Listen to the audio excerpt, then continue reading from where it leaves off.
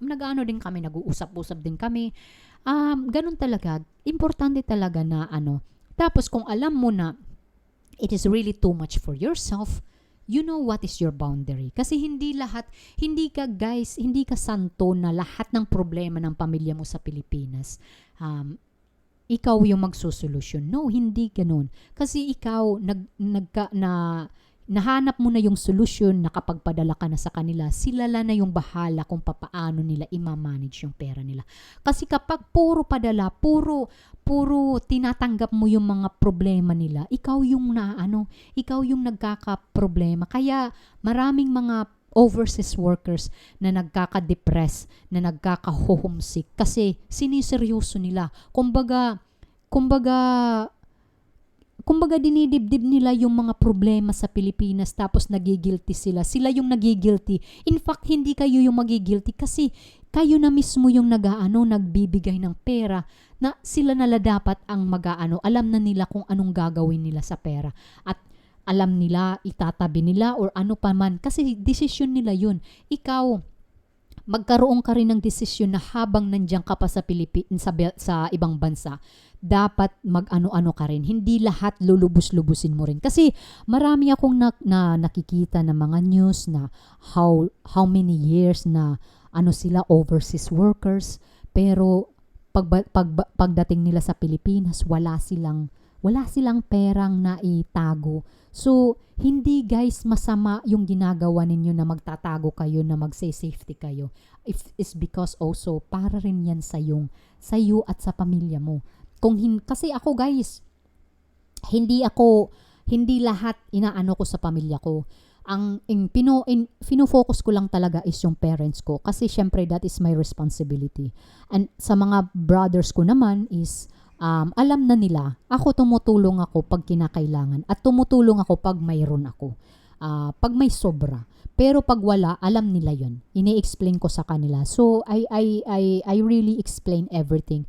And hindi mo dapat ilagay sa isip mo at hindi ka dapat mag-guilty. Kasi ikaw, ginawa mo lahat. Sinakripisyo mo na nga yung pamilya mo sa Pilipinas, yung mga anak mo, yung responsibility mo bilang isang ina, bilang isang asawa.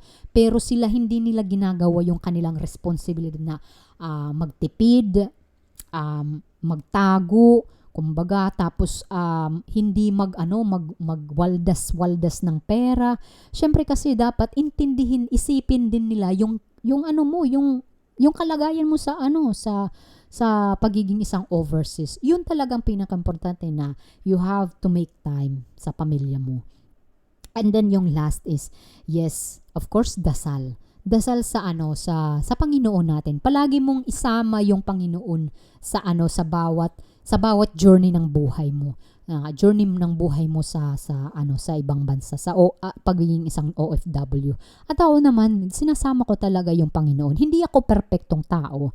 Hindi ako yung yung palaging nagdarasal.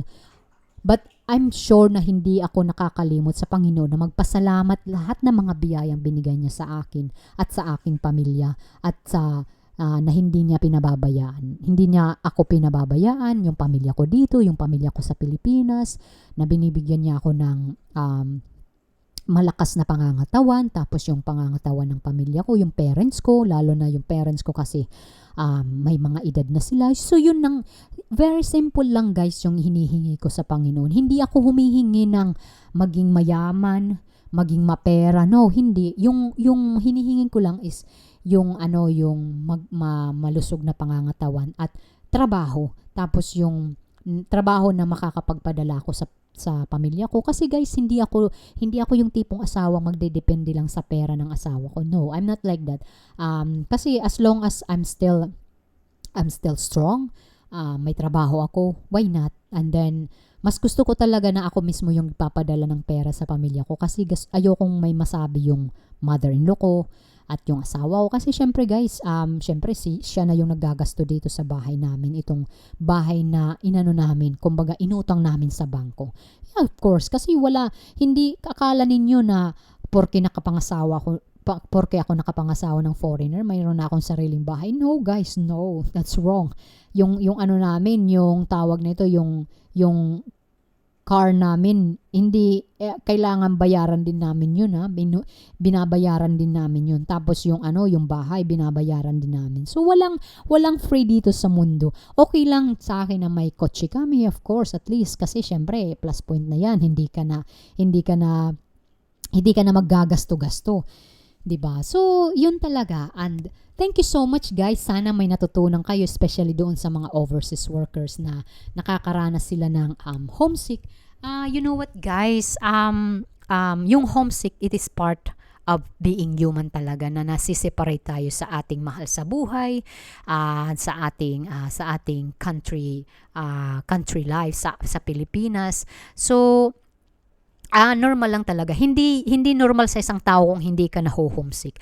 Pero dapat mo isaisip kung ano yung rason mo na bakit nangibang bansa ka. Yung kung ang rason mo is para sa kinabukasan ng anak mo, ng mga anak mo, ng kayong mag-asawa. So yun ang itatak mo sa isip mo. I know may time talaga na makakaramdam ka ng ka-homesick, pero i-reverse mo yun into positive at samahan mo ng dasal.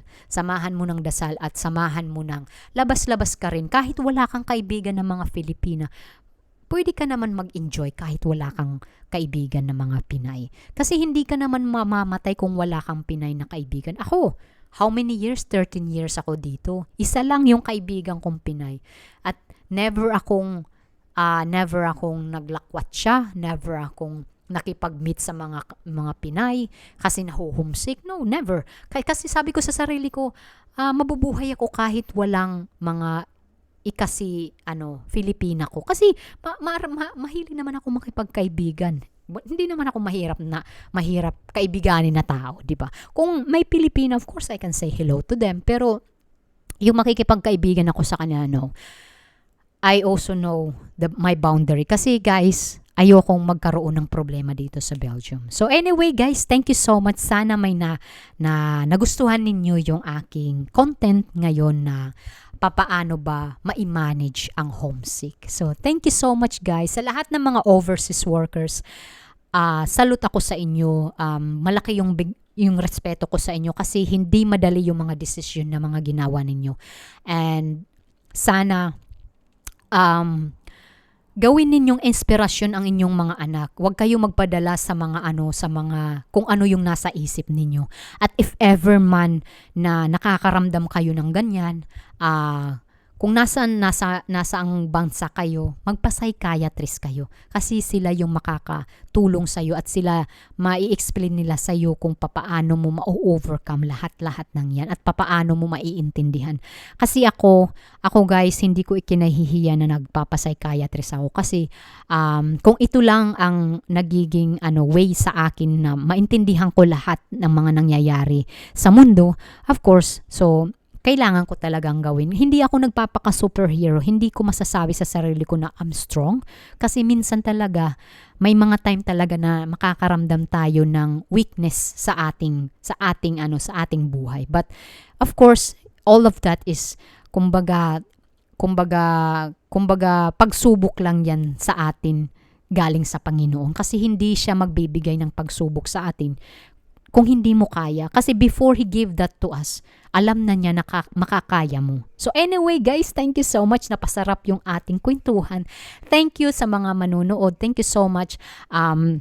Sa Team Lumot Reborn, kay Ma'am Grace, kay Sir Dimon, thank you so much. At kay Ma'am Agnes, thank you so much. Kay Sir Matansero, kay Sir Katropa. Sa lahat ng Team Lumot Reborn, thank you so much. Sa Team Waray, thank you so much guys sa walang sawa ninyong pagsuporta sa aking channel. At palagi kayo ng giant. Thank you so much and God bless us and huwag kayong mawala ng pag-asa. Laban lang tayo guys. Thank you!